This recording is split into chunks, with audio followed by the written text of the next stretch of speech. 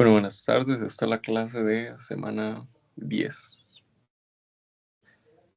Y vamos a ver un ejercicio de campo eléctrico.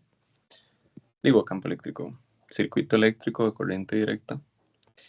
Y sería este que está acá. Así en primera instancia dice, no hay mucho contexto porque no hay mucho que a uno le puedan decir en ese tipo de ejercicios, pero dice, encuentre la corriente a través de la batería y a cada uno de los resistores en el circuito ilustrado en la figura tal. Y luego dice B, ¿cuál es la resistencia equivalente de red de resistores? Ahora bien, este ejercicio dice algo que lo mencioné en la clase anterior, pero por aquello que alguien no haya visto la clase de semana 10, cuando en los libros hablan de batería, ellos se refieren a la fuente, porque realmente una batería es una fuente. Si se conectan ambos terminales, muy importante. Y bueno, eso es como tenerlo muy en claro, porque entonces si me están diciendo que encuentre la corriente que pasa a través de la fuente, es decir, la corriente que va saliendo aquí, esa fuente tiene esta corriente aquí por convención. La corriente siempre va a salir de la parte positiva de la fuente. Entonces la corriente saldría por aquí. Y bueno, si nos adelantamos un poco, sin calcular nada aún, dice, parte B, ¿cuál es la resistencia equivalente de la red de resistores? Y bueno, podemos ver que aquí tenemos una configuración en H. Y desafortunadamente, bueno, lo puse por aquí, pero la configuración en H no se puede reducir porque con este casi que está en paralelo, pero está esta resistencia. Entonces eso no es tan paralelo y no hay nada en serie. En conclusión, nada se puede, digamos, reducir. Entonces, como nada se puede reducir, no hay más que otro camino que aplicar las famosas mallas. Y entonces vamos a tener 3 mallas. Solo que hay que tomar algo en cuenta. Y es que la corriente que va por aquí, cuando llega a este punto, que llamémosle el punto A, la corriente se va a dividir. Una parte va a ir para abajo y otra parte va a seguir por allá.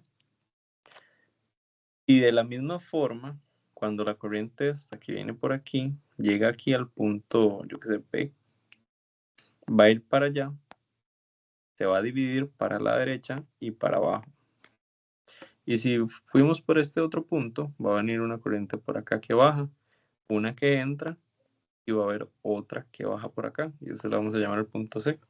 Y bueno, les digo eso porque cuando se usan mallas, va a haber un sistema de ecuaciones.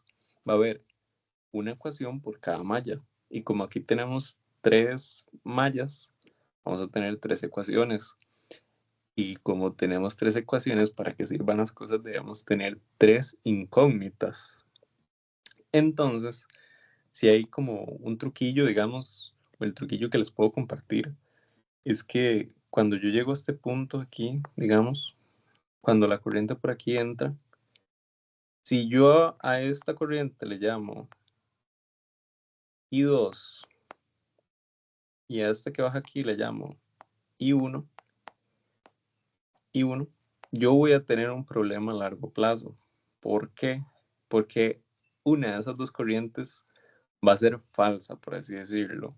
En el sentido no de que no exista, sí va a existir en el lazo como tal y en el circuito. El problema es que cuando despeje ecuaciones, definitivamente no voy a utilizar todas. ¿Por qué? Porque, por ejemplo, aquí viene el I2. Por aquí digamos que va I3. Por aquí baja I4. Por aquí baja I5. Y juepucha, poco de corrientes tenemos ahí. Y entonces ahí, si alguien se confunde o hace las cosas mal, ya se le fue el ejercicio. Entonces, ¿qué es mi recomendación? Y es que en cada una de estas intersecciones yo decida que una se va a llamar no va a tener un número, sino va a tener, digamos, una letra. Por ejemplo, aquí tenemos I original, aquí va a haber IA, que va para allá, y aquí abajo vamos a tener I1. Y entonces, cuando yo aplique ley de voltaje, digo, ley de corrientes de Kirchhoff, cuando yo aplique esto, va a ser I que entra en, va a ser igual a I que sale. Y entonces, cuando yo tengo eso, yo despejo la corriente que tenga la letra. Entonces me va a quedar algo como esto. IA va a ser igual a I menos I1. ¿Y por qué les digo que lo hagan así? Y es porque ustedes saben que lo que van a despejar es la corriente que tenga la letra. Y entonces, en cada intersección de estas va a haber una corriente que tenga letra. Y hay algo muy importante.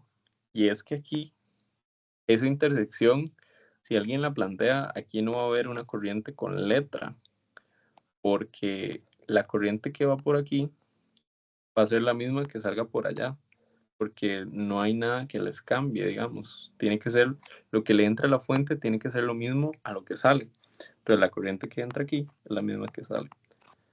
Espero que les haya quedado como claro ese truquillo. Ya lo voy a explicar como paso a paso, cómo lo resolví, digamos, ya con los cálculos y no ahí con el puntero ese rojo.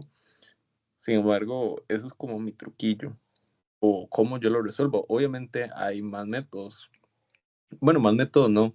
Hay tipos de cómo hacerlo. Como el primero que mostré, que numero un poco de corrientes en todo lado.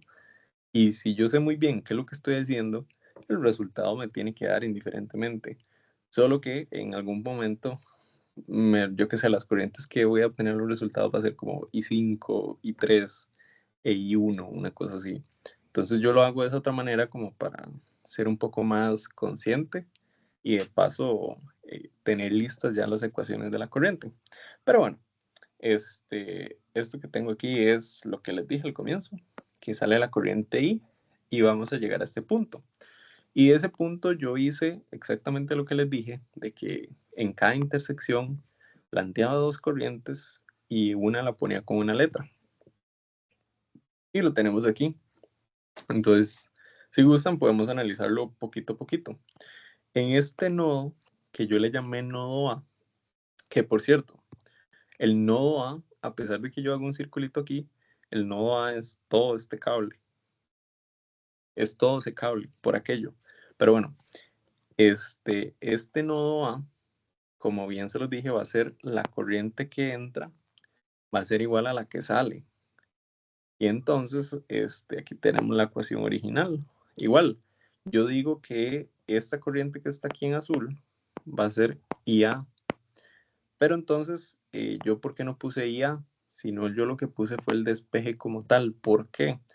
Porque al final del día, si yo ocupara, digamos, cuando yo haga las mallas y yo ponga que por este resistor de 2 ohmios, yo ponga 2 por IA y otras cosillas más etc., yo ese IA lo voy a tener que sustituir por una de las incógnitas que yo conozca. Entonces me va a quedar algo como esto realmente.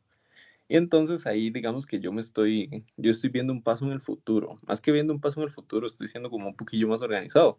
Pero perfectamente aquí se puede hacer, poner IA y al momento que se plantean aquí las ecuaciones de mallas, simplemente ahí se pondría IA y ya. O sea, no es aquí nada muy súper importante, pero yo lo hice así al menos. Y entonces, si alguien tiene una duda con esto que dije, me pregunta. Pero entonces así quedaría el nodo A. ¿Cómo quedarían sus corrientes?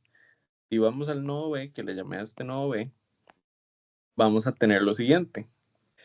Esta corriente que está aquí va a seguir por acá. Y entonces, cuando llegue ahí, vamos a tener que esa corriente va a ser el I menos I1. Y por acá está entrando I2. Y por acá baja algo que no lo conozco, que este va a ser IB. Entonces, yo simplemente aplico la ley de corrientes de Kirchhoff. Entonces, I entra y entra va a ser igual a I sale. Entonces, como la que sale es la IB, simplemente sumo lo otro, digamos, sumo las corrientes que están entrando. Y me quedaría aquí. Aquí no hay un despeje, sino que el despeje ya viene hecho por la ley de corrientes de Kirchhoff. Por eso. Y entonces, sí. Si, por ejemplo, esto hubiera sido, si yo hubiera puesto IA, me hubiera quedado I más IA es igual a IB. Pero cuando yo sustituya IA por lo que vale, es decir, por esto, me va a quedar esto de aquí. Y bueno, ahí cada quien lo hace a como entienda, que es lo importante al final del día. Y bueno, aquí puse la corriente esa del nodo B. Y por último tenemos aquí el nodo C. Que igual, por ejemplo, algo mencionar de eso que les digo, de poner una corriente con A, B, C y similar, es que, por ejemplo, analicemos el nodo C. Si yo hubiera hecho primero el nodo C, y yo digo, mira, es que yo, mi corriente con número que quiero que sea esta que va aquí por abajo, quiero que sea 3. Y a esta lo hubiera despejado. Entonces, cuando llegué aquí al nodo B, voy a tener un despeje por aquí y otro despeje por aquí. ¿Que está malo? No, va a estar bien, solo que pueden haber como más corrientes, digamos. Puede quedar como una ecuación un poquillo más grande, pero al final todo va a coincidir, digamos, al final del día, que es lo que importa. Solo que en este caso, en esta configuración de H, es mejor que es por aquí pase una corriente numerada como tal, que al final yo voy a despejar como tal. Pero bueno, entra una por aquí, sale una para la derecha y sale una para abajo. Entonces hago lo mismo. Planteo que la que entra va a ser igual, perdón, va a ser igual a las que salen. Y despejo la que tiene la letra. Entonces me va a quedar eso. Y ya con eso tengo todas las corrientes necesarias que están en las mallas. ¿Por qué? Porque yo básicamente ocupo la corriente que pasa por aquí, la que pasa por aquí, la que pasa por aquí, la que pasa por aquí, la que pasa por aquí. Entonces lo voy a reescribir de una manera que se note más y además voy a poner, digamos, la orientación de cada malla en el siguiente paso, que se vería algo como esto, donde en cada resistor le puse su respectiva corriente. ¿Por qué? Para que a la hora de hacer mallas quede súper claro dónde sale. Y por cierto, a cada malla le puse una numeración, le puse A mayúscula. Aquí a los nodos les puse minúscula y aquí le puse mayúscula. Que claro, digamos que son distintas. Y entonces sí, aquí aplico mallas. Por ejemplo, aquí en la primera, yo puse que mi orientación es en sentido antihorario. Entonces, como normalmente lo que recomiendan es que uno empiece, puede empezar en cualquier lado, pero si hay una fuente, que uno empiece en una fuente. Entonces, si yo vengo por aquí, yo me doy cuenta que la corriente de la fuente sale para arriba y mi recorrido es para acá abajo. Entonces la fuente va a ser negativa. Si por el contrario la fuente va por aquí, perdón, por el contrario la fuente va para aquí arriba y mi recorrido va para arriba, la fuente sería positiva. Pero bueno, ¿por qué escogí esa en particular? Porque si yo noto esta corriente de aquí y esta corriente de aquí van para abajo. Entonces, cuando yo haga este recorrido para arriba, digamos, todo esto que está aquí va a ser positivo. Entonces, básicamente la sumatoria me va a quedar menos 14 voltios más I1 por 1 más 2 por I1 menos 2 por I2. Entonces, si vamos aquí a mi sumatoria en mallas, tengo literalmente eso que dije, solo que siguiendo como este recorrido, ese recorrido. Entonces va por orden. Aquí está el 2 de esta resistencia y su respectiva corriente. Y entonces, cuando ya tengo la ecuación, luego simplemente simplifico. Y entonces aquí puse algo que tal vez puede despistar a alguien, es que puse 0i. Pero puse 0i porque al final lo que yo voy a despejar va a ser i, i1 e i2. Entonces, para que quede claro a la hora de meterlo en la calculadora, aquí en la primera parte hay un 0. Y entonces ahí tendríamos la primera ecuación. Luego, si vamos acá a la malla B y hacemos este recorrido, es decir, que yo empiezo aquí, por acá, luego por acá, y termino aquí en esta resistencia, voy a tener un poco más de lo mismo. ¿Por qué escogí ese recorrido? Porque esta resistencia que está aquí, bueno, y esa corriente van a estar en más, va a ser más. La única que está con negativo va a ser esta, que igualmente pudo haber sido al revés, perfectamente pudo haber sido así, y no pasa nada, simplemente lo hice así. Y bueno, si empezamos desde aquí y seguimos aquí el caminito, vamos a tener eh, esto que está acá en negativo, multiplicado por eso. Luego, si seguimos por acá por el caminito, vamos a tener que aquí esto que está acá va a ser positivo. Y por último, esto que está acá va a ser positivo. Igual, recordando que uno hace corriente por resistencia, por si no ha quedado claro. Y entonces, básicamente, lo voy a mostrar porque sí hay como un temilla ahí con los signos. Porque empezamos acá por lo primero, que básicamente eso era esto de acá. Y bueno, ese menos sale porque la corriente va para abajo y mi trayectoria va para abajo también. Entonces, aquí hay que distribuir el menos con estas corrientes. Y por acá tengo ya estas corrientes positivas. ¿Por qué? Porque la corriente aquí va para allá y mi recorrido va para allá. Entonces eso es positivo. Y bueno, básicamente de aquí hay que simplemente distribuir el 2, bueno, el menos 2, y luego sumar y restar lo pertinente. Digamos, por ejemplo, menos 2 por i, voy a tener menos 2i. Luego, menos 2 por menos 1i, voy a tener menos 2i. Digo, voy a tener más 2i. Y aquí tengo otro, un 1i, digo, i1, perdón, no sé hablar. Aquí tengo el menos 2 por i, que es esto que está acá. Luego yo distribuyo este menos 2 con este i1. Entonces, menos 2 por i1 por menos i1 voy a tener más i1. Digo, más 2 i1. Voy a escribirlo porque definitivamente estoy pero trabado. Entonces tendría esto, menos 2 por menos i1, que esto va a ser 2 i1. Y por otro lado, yo tengo por acá más 2 y 1. Entonces, cuando yo sume 2 y 1 más 1 y 1, me va a dar igual a 3 y 1.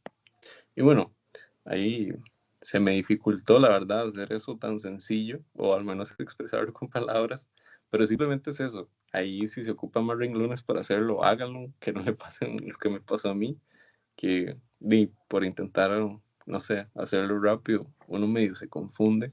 Entonces, si ocupan más espacio, y lo pueden hacer. Simplemente lo hice así como para que todo me quedara aquí en esta primera hoja. Pero no fue lo mejor, la verdad. Pero bueno, básicamente se distribuyen signos y luego se suman y ya está. Y por último tenemos la última malla, que es la misma historia. Puse que mi recorrido es de este sentido, que ese es igual, antihorario. Entonces, si yo empiezo acá, en esto que está acá, en esta corriente con esta resistencia, como va para allá y mi recorrido va para allá, y esto va a estar positivo, va a ser más. Cuando yo venga acá a esta corriente con esta resistencia, mi recorrido va a ser igual para abajo. Entonces, aquí todo esto va a tener un menos. Y luego, aquí en lo último, la corriente va para abajo, mi recorrido va para arriba, entonces va a ser positivo. Y entonces lo vemos aquí. Igual yo lo hago como por orden, digamos. Empiezo por luego sigo por y luego sigo por este. ¿Cómo dicto yo por cuál empiezo? Por aquí, por la colita de la flecha. Entonces ahí es donde yo empiezo. Y bueno, quedaría algo tal que así. Tenemos el mismo caso donde tenemos el -2 y hay que distribuirlo y, y posiblemente ocupe otro renglón para poder hacerlo bien, pero básicamente se distribuye y sí da esto, o sea, sí estoy seguro que da esto. Es solo distribuir y luego sumar y restar, solo que haciéndolo así como hablado sí me cuesta un poquitillo, pero alguien lo puede comprobar y efectivamente da esto. Y bueno, ahora bien, todo eso para poder calcular incógnitas. Y entre esas incógnitas vemos que tenemos I1, digo I normal, I1 e I2, y eso se repite en cada una de ellas. ¿Qué hubiera pasado si yo hubiera tenido otra incógnita, como un I3? Y también tengo I1, I2 e I. Y algo hice mal porque tendría 4 incógnitas y tres ecuaciones. En cambio, esto funciona porque tengo 3 incógnitas y 3 ecuaciones.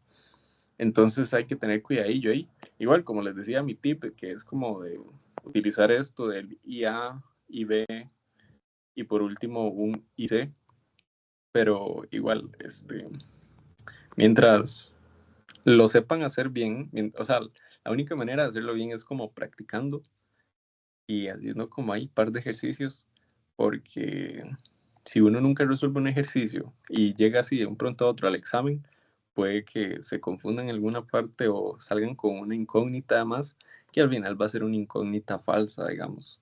La manera que uno saca las incógnitas falsas son analizando aquí los nodos. eh, y pues sí, porque perfectamente, si esto yo le hubiera puesto I2 y aquí I2, mi incógnita falsa va a ser I2, solo que para que quede clara cuál era la falsa, digamos, les puse yo la letrita. Y bueno, de aquí lo meto en la calculadora. Se meten para poder sacar eso, al menos en la calculadora blanca, le dan menú y buscan una que se llama ecuación y función, y luego le dan ecuación simultánea y meten cada una de estas ecuaciones así como lo ven. Y les va a dar estos resultados. Entonces, volviendo a lo que me preguntaban en la parte A, dice encuentra la corriente a través de la batería. Y yo aquí había puesto que esto era I, y así lo mantuve a lo largo del ejercicio. Entonces, como yo logré despejar I del sistema de ecuaciones, y yo sé que la corriente que pasa a través de la batería es 10A, pero ¿qué hubiera pasado si yo hubiera tenido aquí un IA, por así decirlo? Y yo tengo que agarrar esos valores que despejé y meterlos aquí en esta ecuación. Y entonces despejo I, pero de la manera en que yo lo hice, yo llego a despejar I del sistema de ecuaciones. Pero si no se hubiera despejado, y yo tengo que agarrar una fórmula donde esté involucrada I y que yo sepa los otros valores para poder sacarlo. Pero como les digo, en este caso sí se me despejó el sistema de ecuaciones. Y bueno, vamos con la parte B, que la parte B dice cuál es la resistencia equivalente de red de resistores. Y bueno, como el circuito no se puede reducir, hay que volver a la ley de Ohm, que la ley de Ohm es voltaje va a ser igual a corriente por resistencia. Y entonces hay que recordar que cuando uno tiene un circuito reducido, se va a ver algo tal que así, de esta manera.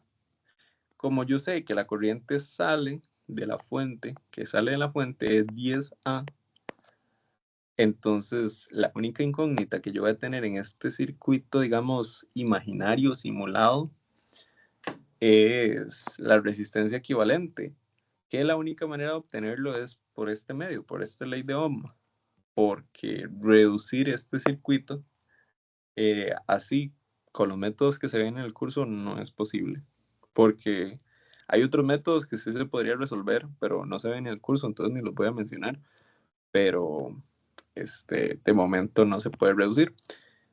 Y bueno, el punto es que se utiliza la ley de Ohm, que es esta fórmula, se hace ahí la álgebra, meto los valores y obtengo que este es el resultado.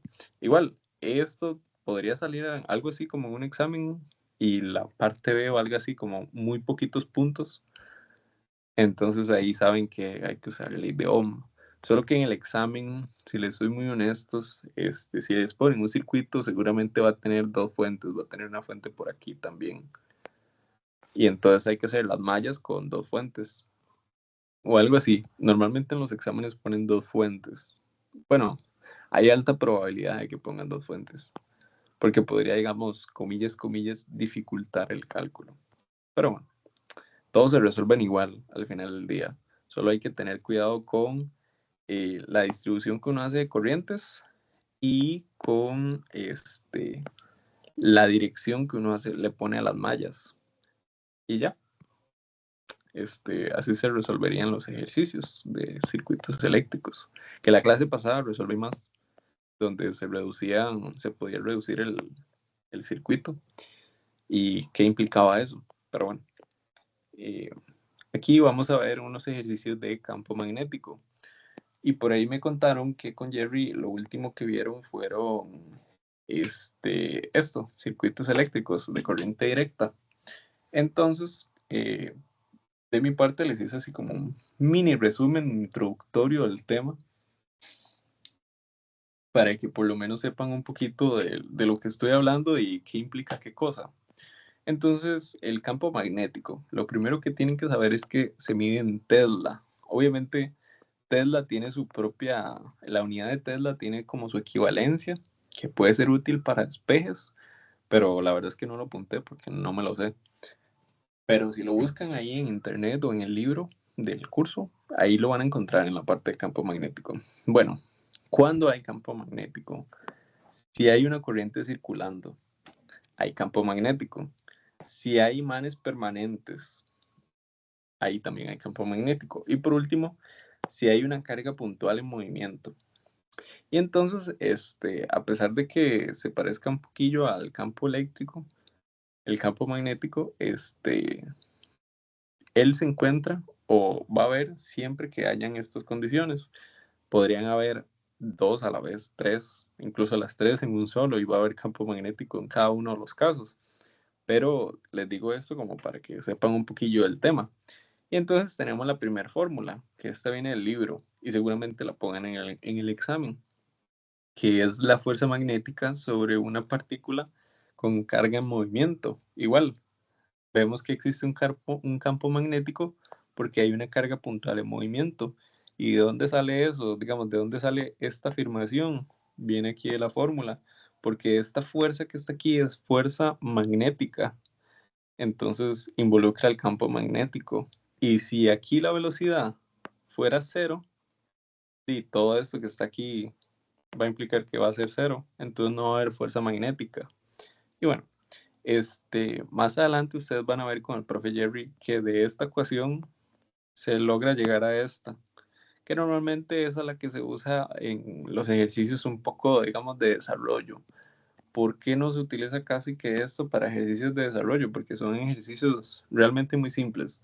Lo más complicado es uno que vamos a ver ahorita, o considero yo que lo más complejo que uno puede llegar a ver con esta fórmula es algo que voy a enseñar ahorita. Entonces, por eso es que no sale mucho en desarrollo, pero marque con X podría ser perfectamente. Y bueno, más adelante en su momento tal vez vean esa fórmula más a desarrollo y utilizándola como tal, como se debe, pero de momento dejémosla ahí, que básicamente es algo muy similar, solo que aquí involucra una corriente, un cable y un campo magnético. Pero bueno, ¿cómo sé yo la dirección del campo magnético? Hay que utilizar la regla de la mano derecha. Y entonces voy a dibujar una manita, me va a quedar fea, pero básicamente si yo tengo mi mano derecha como estirada, voy a tener algo como así. Voy a tener algo como así.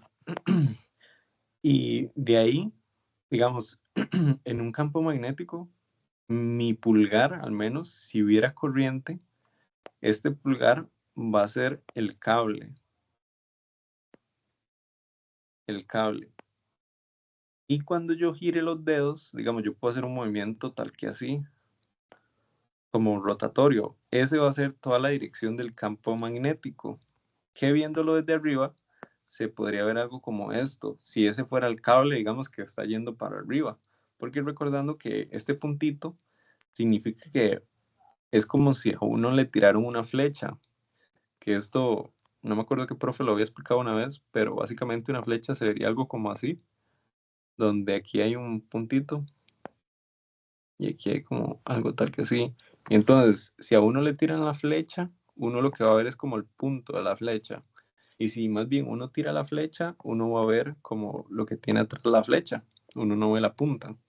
Entonces, suponiendo que aquí el cable está viéndolo hacia el ojo de uno directamente, el campo magnético tendría esta orientación. ¿Y qué pasaría si fuera al revés? Sí, tendría el campo magnético rotaría de manera contraria porque le estoy dando vuelta a la mano derecha, digamos. Pero bueno, no sé si entendieron. Pero básicamente así es como se saca la dirección. Pero aquí hay algo muy importante. ¿Por qué? Porque, por ejemplo, a mí me pueden decir en un ejercicio algo así, que esto que está acá, bueno, voy a hacerlo aquí un toquecito. Yo tengo esto que está acá. Voy a ponerlo por aquí. Y y digamos que a mí me piden que calcule aquí en el punto P, calcule el campo magnético. Y entonces le piden el vector campo magnético, es decir, con dirección. Entonces ahí hay que recordarse de cómo gira el campo magnético. En este caso gira de esta manera. Esta manera que está acá. Voy un momento. De esta manera que está acá. Y entonces, suponiendo que todo está concéntrico, segundo, por aquí, por aquí. Suponiendo que todo está concéntrico, aquí hay que recordarse de cómo giraría el campo magnético, que en este caso sería así, en esta orientación. Pero justo aquí en el punto P, la flecha iría así, totalmente a la izquierda. Entonces, la dirección, digamos, de este campo magnético B1, llamémosle, va a ser igual a una constante K, que va a ser como el valor del campo magnético, en menos I, suponiendo que tenemos aquí la distribución, digamos, el marco de coordenadas de toda la vida. Y Y, esto es X. No sé si me iba a explicar ahí, pero más adelante, cuando resuelvan ejercicios, podría salir algo como eso. Y tal vez no algo tan simple como este, sino algo como un poquillo más complejo, donde directamente ya metan como una distribución, algo de esta manera. Algo como así, tal vez, tal vez uno de estos o dos de estos van para adentro. Entonces los campos magnéticos tienen distinta orientación. Y si a mí me lo piden, digamos, por ejemplo, aquí en el punto P, y yo hago lo mismo. Literalmente yo empiezo a tirar círculos. Y son un poco imaginarios los círculos, pero todos tienen que coincidir, digamos, como en ese punto P, que a ciencia cierta creo que ese no me sirve mucho. Pero el punto es ese, digamos, uno ve todos los círculos y ve como todas las direcciones y al final ahí saca sus propias conclusiones.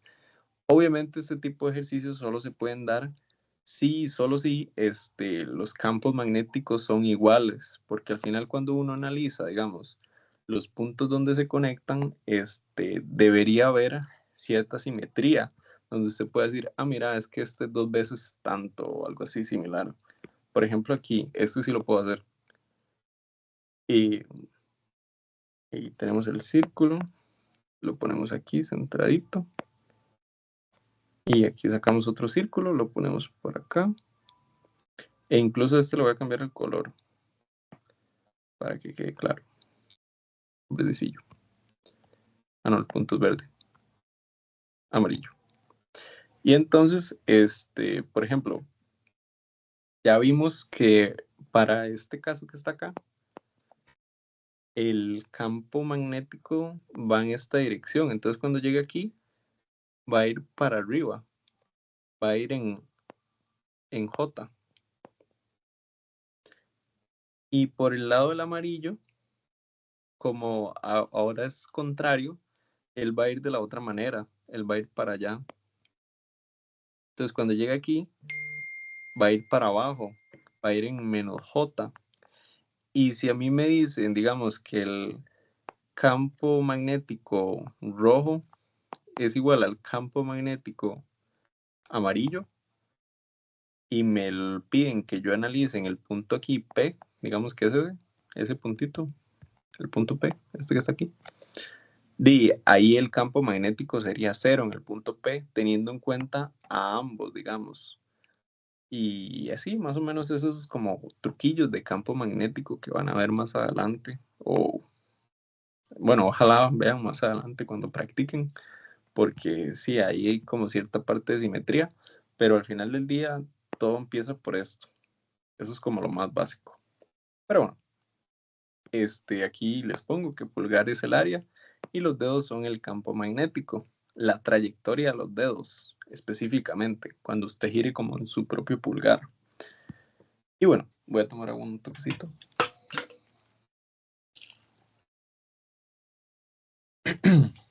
Luego tenemos otra fórmula importante, que es el flujo a través de una superficie.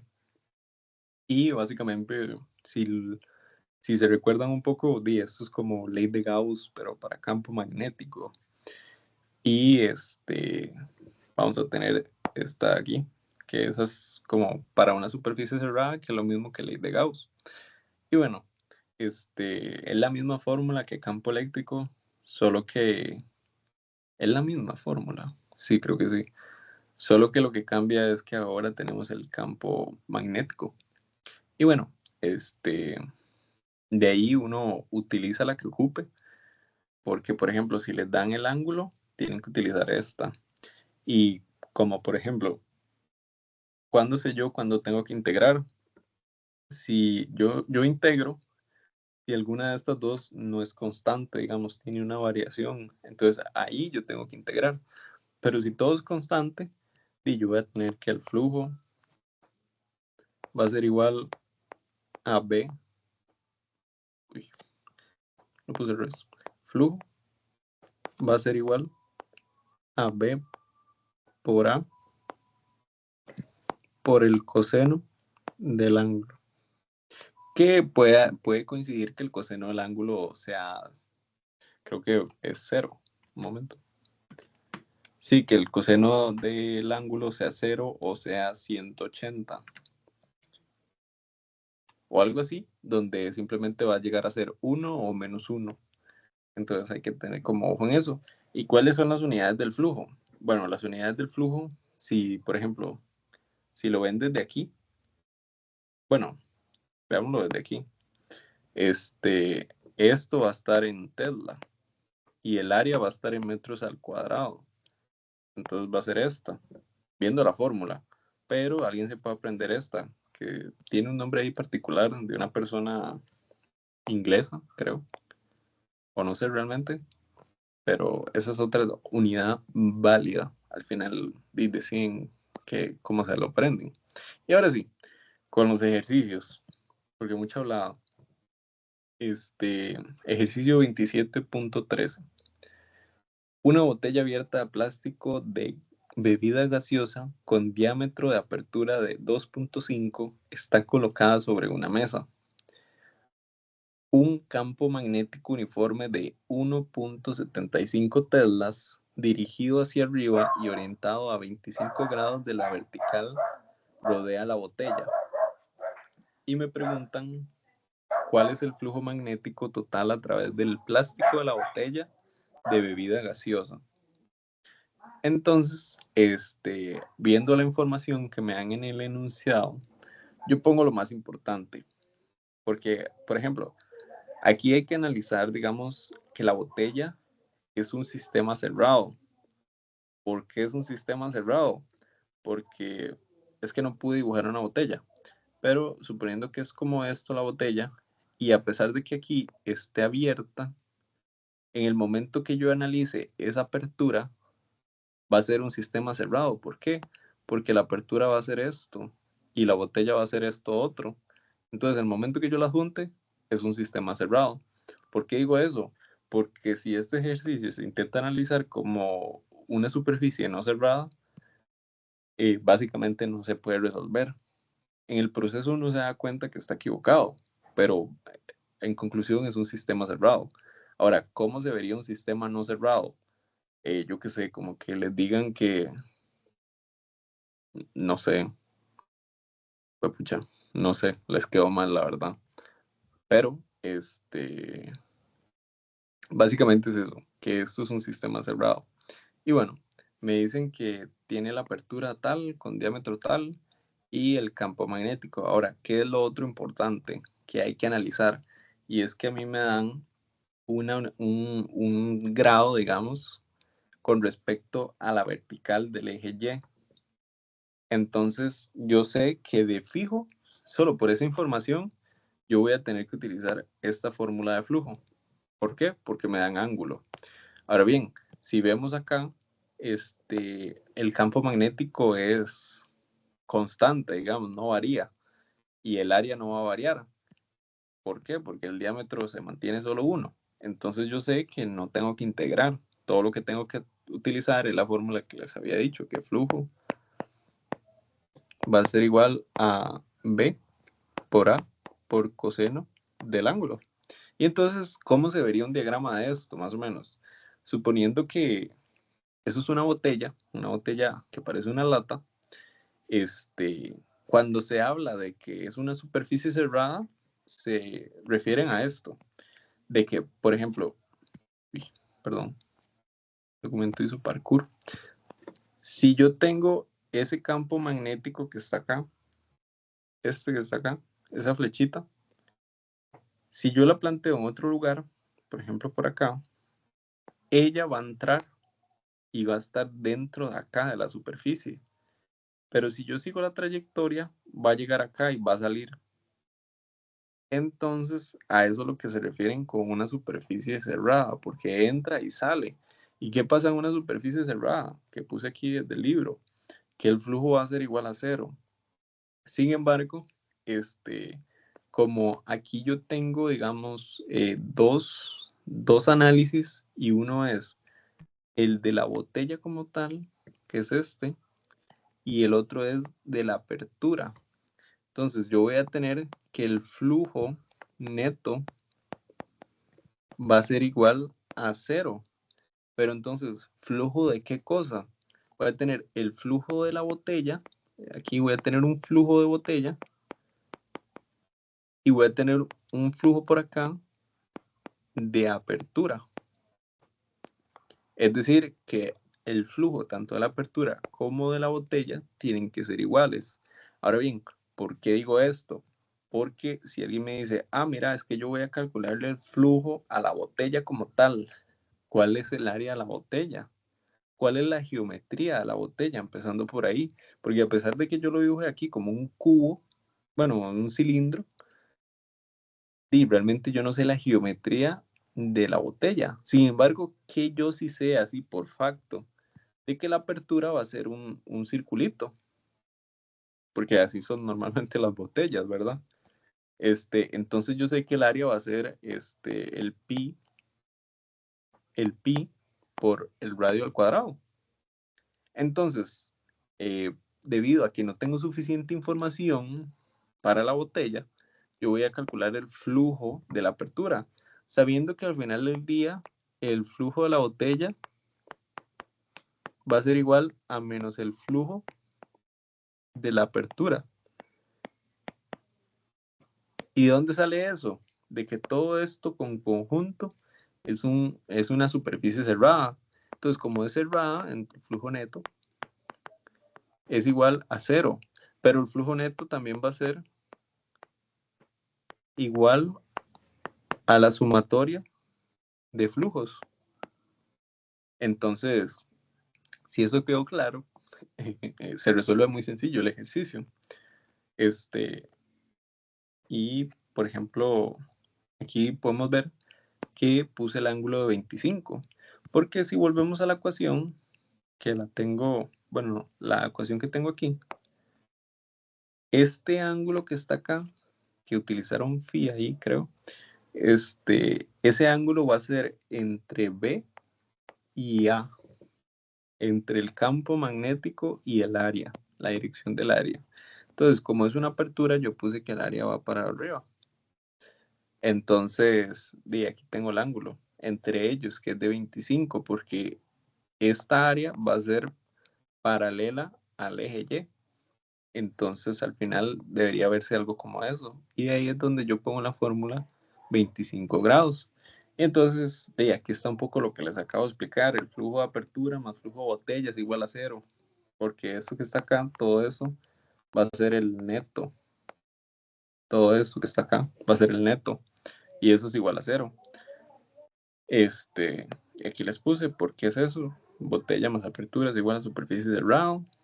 Y luego de ahí sacamos esta conclusión, de que el flujo de la botella va a ser igual a menos el flujo de la apertura, para que esto se cumpla. Entonces ahí, utilizando las fórmulas, como todo es constante, tengo esta acá, sustituyo los valores, no pongo unidades, porque yo sé que el flujo, al final del día, va a ser estas unidades, y lo calculo. Lo meto todo a la cálculo y lo calculo. Entonces, como este es el flujo de la apertura, el flujo de la botella va a ser igual al flujo de la menos apertura. Va a ser al flujo de la apertura negativo, perdón. Entonces, va a ser este. Igual, las unidades uno las puede sacar por la fórmula. Y entonces sí, así es como se resuelve este tipo de ejercicios. Obviamente hay otras geometrías y pueden haber otros ángulos, incluso pueden haber ángulos que varíen y así. Si nosotros tenemos algo como,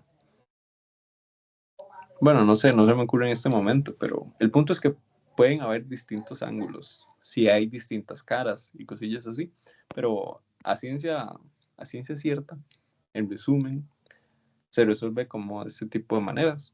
Solo que es muy importante el análisis de si esto es cerrado o abierto.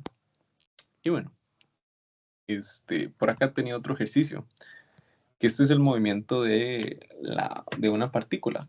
Y dice, en un experimento con rayos cosméticos, un haz vertical de partículas que tienen carga de magnitud 3e y masa de 12 veces la masa del protón, coma, entra a un campo magnético uniforme y horizontal de tanto y es doblado en un semicírculo de tanto de diámetro, como se indica en la figura. Entonces, algo aquí importante mencionar es que este 3e, ese e es la carga del protón, que eso está en constantes en la calculadora, al menos en la blanca, porque es la que yo tengo. En la blanca, si uno pone shift constante y le da el número 2 de electromagnético, en la opción número 3 está E, que es la carga del protón. Y la masa del protón, por este otro lado, también está en la calculadora, en la blanca al menos, que es la que yo tengo. Uno se va igual a constantes, presiona 3 y luego está en la primera opción, sale como MP. Y bueno, si uno no supiera eso, normalmente en los exámenes lo ponen, si fuera necesario, digamos. Ahora bien, dice, encuentra la rapidez de las partículas y el signo de su carga. Entonces este ejercicio tiene como su truquillo. ¿Por qué? Porque tenemos una partícula libre que viene por aquí y llegó aquí y entró al campo magnético. Que por cierto, este campo magnético con estos puntitos está viendo, digamos, uno está viendo, digamos, la flecha del campo magnético, uno está viendo la punta, digamos. Si el campo magnético fuera para adentro, o sea, este campo magnético va a estar igual en K. Si fuera al revés y uno viera aquí unas X, eso va a estar en menos K. Para que les quede claro eso, porque eso es muy importante para algunos ejercicios, para no tanto. Y bueno, podemos ver acá de que hay un movimiento circular prácticamente.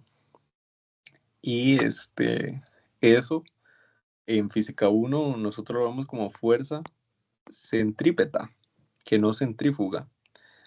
La fuerza centrípeta tiene una fórmula correspondiente. Y si alguien lo nota, En este ejercicio de una carga en movimiento vamos a tener la fórmula esta al puro comienzo, que es esta.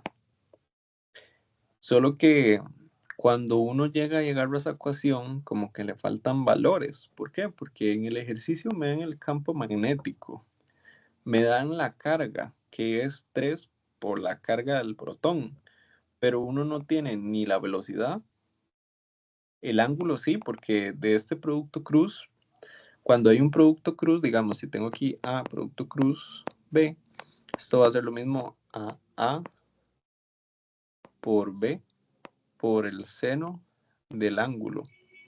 Y ese seno sí lo tengo y ahorita les digo cuál es, pero tampoco tengo aquí el F ni la velocidad. Entonces tengo dos incógnitas y una ecuación y uno dice, pucha, me falta otra ecuación. O sea, de fijo me falta algo más. Y entonces ahí vamos con la fuerza centrípeta. ¿Por qué? Porque cuando la partícula entre en el campo magnético va a haber una fuerza magnética. Pero ¿qué es lo que pasa con esa fuerza magnética? Que como pueden ver aquí, se empieza a formar un círculo. Eso es la fuerza centrípeta, que básicamente lo que hace es que en cada punto intenta mandar la carga al centro. Por eso es que gira, digamos. Entonces, ¿qué conclusión sacamos nosotros? Que la fuerza del fuerza magnética va a ser igual a la fuerza centrípeta. Y si uno no llega a sacar eso y uno no sabe la fórmula o no se la dan, y ya se complica mucho. En el examen dudo mucho que les pongan algo como eso, al menos de que les den la fórmula, porque si no, di que van, cuesta mucho saberse la fórmula de la fuerza centrípeta, la verdad. Pero bueno, por cierto, el ángulo entre el campo magnético y la velocidad en este caso, di, hay que verlo como en otra dimensión, porque si pongo acá que este es mi campo magnético, que va a estar para arriba siempre, y el campo, digo, y el vector velocidad va a variar, pero varía siempre, digamos, como por acá. Ese podría ser un ejemplo. Este podría ser un ejemplo, pero perfectamente podría ser, o sea, como él va girando, digamos, como él va girando en círculo, pero siempre el campo magnético está arriba, entonces no importa cómo gire, el ángulo va a ser aquí de 90 grados.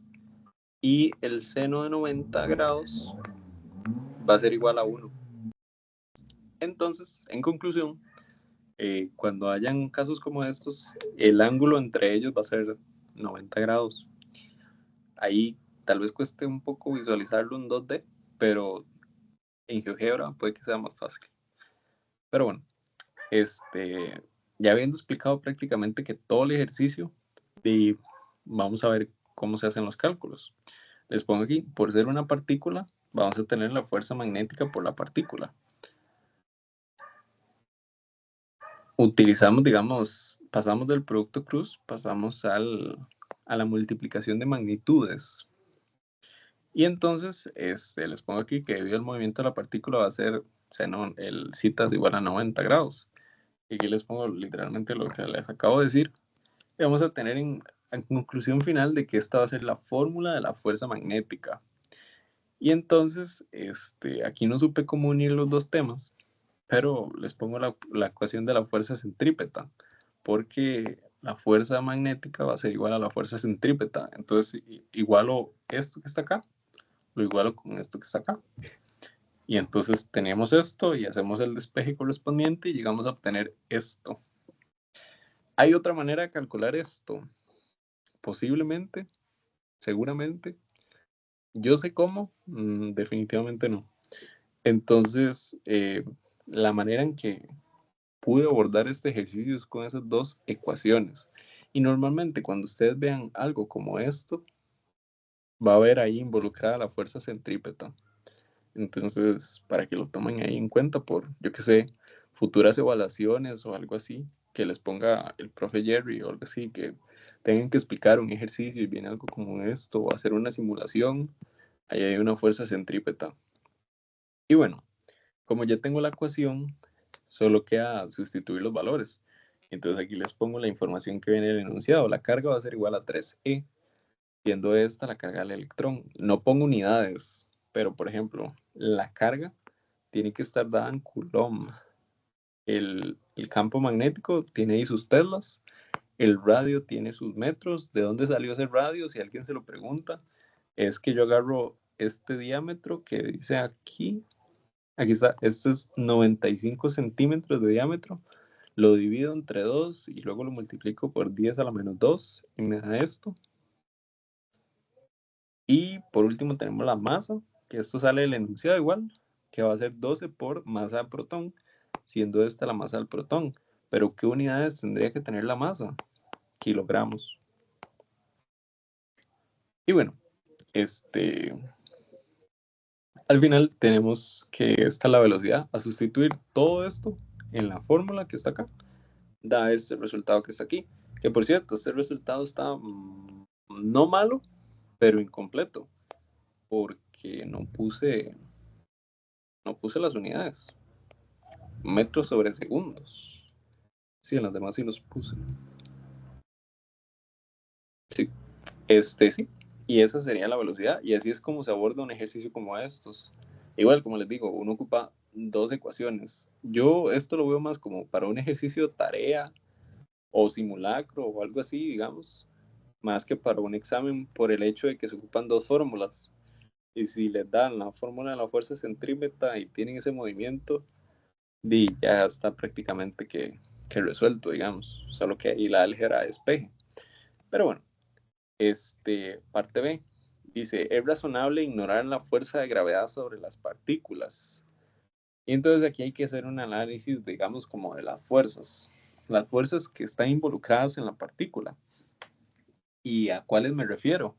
A las fuerzas que están cuando ella entra aquí en el campo, digamos. ¿Por qué? Porque cuando ella entra va a haber una fuerza magnética, que es la que calculamos, bueno, la que hablamos hace un ratito, que es la que hace que ella gire, digamos, que también es la fuerza centrípeta. O sea, es la misma, digamos. Entonces voy a tener la primera fuerza que voy a tener es esta. La fuerza centrípeta va a ser igual a la fuerza magnética. Y la otra que voy a tener va a ser el peso de las partículas. ¿Por qué? Porque tienen su propio peso. Dice que va a ser 12 por la masa del protón. Entonces, yo para saber si es razonable o no es razonable ignorar las fuerzas, tengo que comparar los valores. Entonces, no queda otra que calcularlo. Entonces, aquí planteo como las formulitas y lo calculo. Y de aquí, viéndolo así muy sencillamente, vemos que aquí en la fuerza del campo magnético, fuerza magnética, perdón, hay un por 10 a la menos 13. Y en el peso de la partícula hay un por 10 a la menos 25.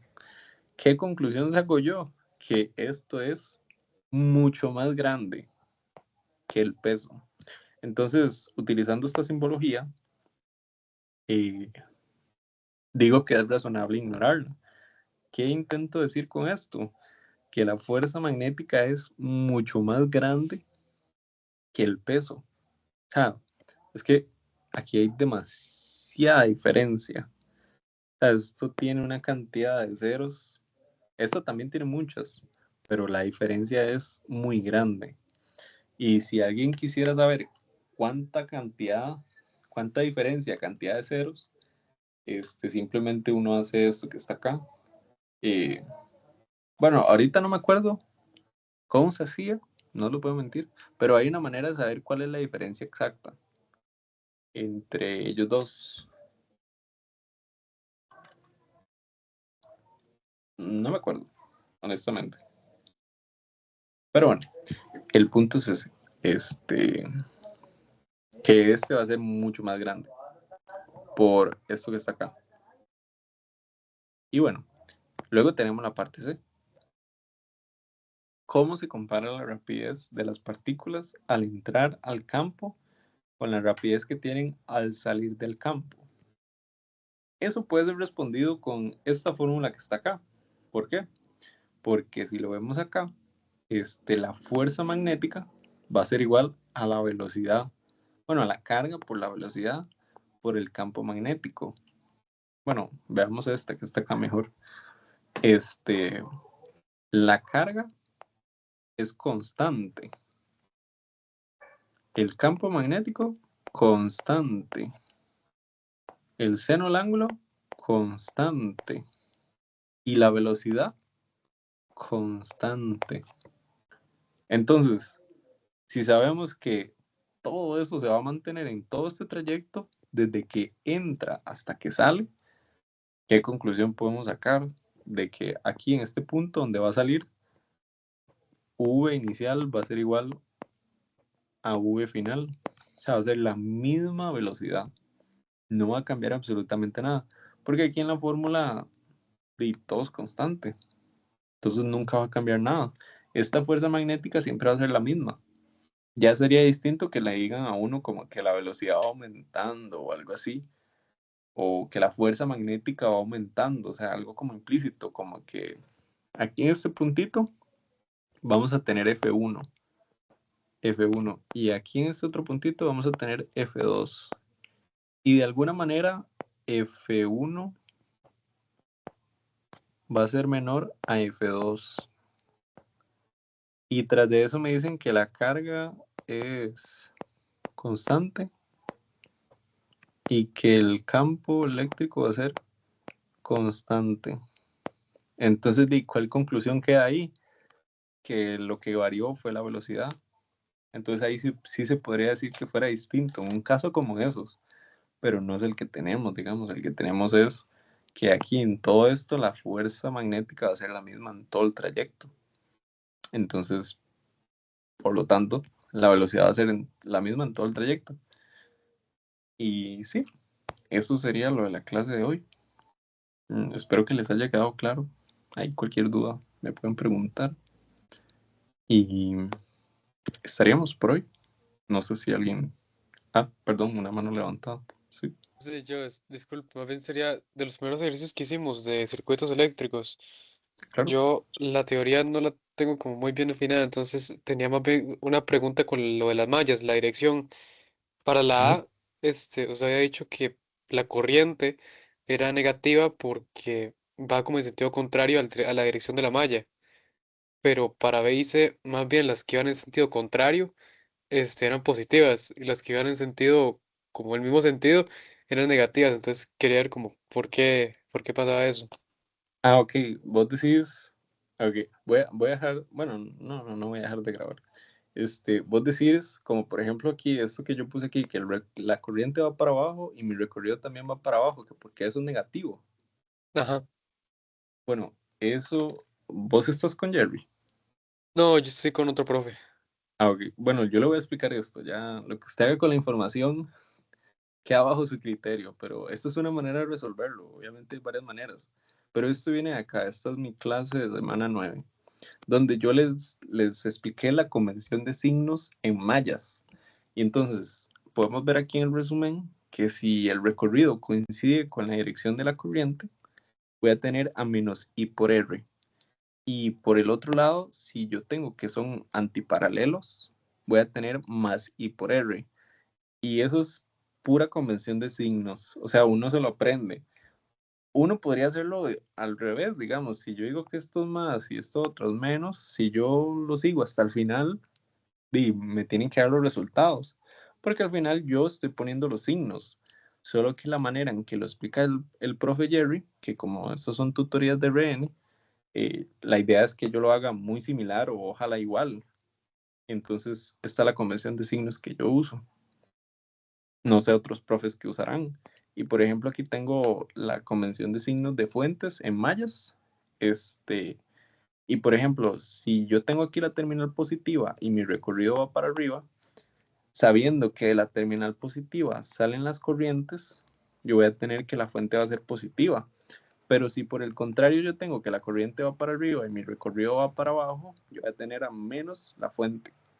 Y esto que pongo aquí es que puede ser otra manera de ver una fuente, digamos. No sé si quedó claro. Sí, sí, ya me quedó claro. Es que cuando yo lo vi en clase, no había visto que lo de la convención de signos varía dependiendo si es de una resistencia o de una fuente. Entonces, muchas gracias, ya me quedó claro. Así no, con gusto. Igualmente aquí está la clase, la grabación está en el Teams, por aquello que la quiera ver. Esta grabación yo me equivoqué y lo grabé primero sin audio, entonces cuando lo volví a grabar lo hice un poquitillo más rápido, pero cualquier consulta que tenga me puede preguntar ahí por Teams. Muchísimas gracias. Con mucho gusto. No sé si ya estaríamos entonces. Y me parece que sí. Entonces, muchas gracias por conectarse y